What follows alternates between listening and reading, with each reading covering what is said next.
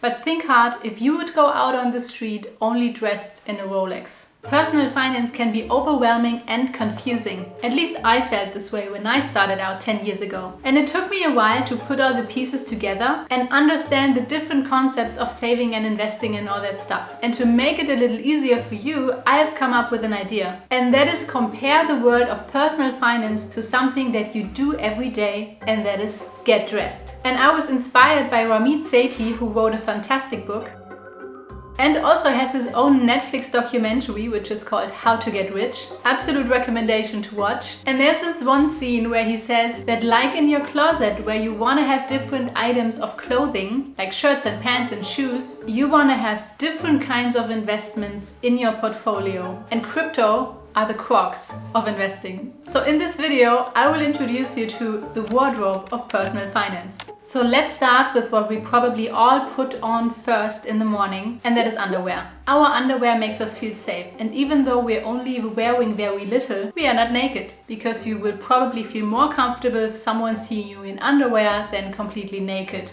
And the equivalent in personal finance is our emergency fund, because it gives us security. And we might start with cheap underwear. So when you're just starting on your working journey or your personal finance journey, you can start small by 3 times your living expenses. And then later on and over time, we can move on to more expensive underwear. So that would mean to adapt our emergency fund to our lifestyle. Now the next layer we put on is our basic wardrobe. You know, the white t-shirt, the blue jeans and the knit sweater. Everyone needs a basic wardrobe because you have to wear something before you leave the house. And the good thing about the basics is they serve you for a long time and they get you through warmer but also through colder times. And they never get out of style. And what I'm leading towards here is retirement, because you need to be sufficiently dressed and also kept warm at an older age. And the whole retirement chapter obviously depends on where you live. So if you live in a country where you will have a decent amount of money at an older age, you can keep your basic wardrobe smaller. There are other countries where you might have to take a more active approach towards your retirement, and then accordingly you would need more basic items. And the next thing we probably put on before we leave the house are socks and shoes. And I mean, sometimes we don't need to, like in summer, but the latest in winter when it starts to get cold, we're definitely glad to have them. And those are insurances. You know, you can walk barefoot a lot of times and nothing happens. But if you tap into broken glass and you hurt your foot and you cannot go to work anymore and then also cannot earn any more money, that is a very difficult place to be in. So insurances protect you from possible dangers that we cannot foresee. And they let you walk safely through life. So those were the basics, and with these 3 things you can confidently and securely walk outside.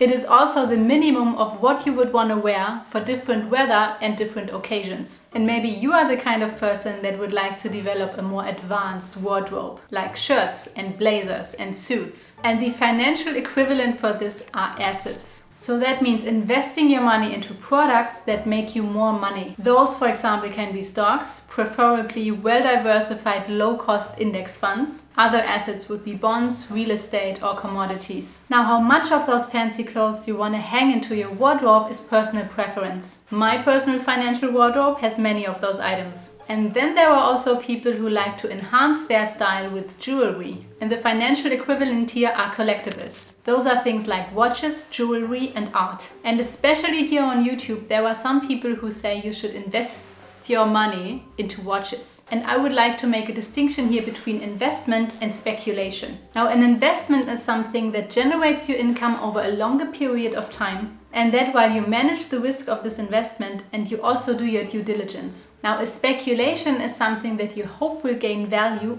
in a short period of time, and that is a high and unpredictable risk. Especially with watches, it's almost impossible to predict what the crowd will see as valuable in a few weeks or months or years from now. So of course you can still buy watches. I mean, you can do with your money whatever you want, but think hard if you would go out on the street only dressed in a Rolex. And the same goes for crypto. At the end of the day, it's a currency that has been massively speculated on. And yes, there are people who made a lot of money off this. There are also a lot of people who lost a lot of money over this. And it's yet to be determined where all of this is going. So feel free to experiment, but also be sure to have enough of the other stuff to wear when the trend changes. And then maybe over time, maybe also with increasing income, your wardrobe might evolve even more. And we get to the really expensive stuff like the Birkin bag or a Lamborghini. And financially speaking, those are alternative investments like private equity, hedge funds, venture capital, futures, or also derivatives. And those are products that can bring a lot of risk, but also a lot of gain. So you might think about playing around with those, but you should only do so when your wardrobe is already saturated with all the other stuff. So you shouldn't drive a Lamborghini naked. If you are now ready to start collecting for your wardrobe, I've linked a little playlist for you here. I hope the wardrobe picture helped you to categorize all the different aspects from personal finance a little better. I'm always open for more suggestions. Thank you for watching, and I'll catch you in the next one. Bye bye.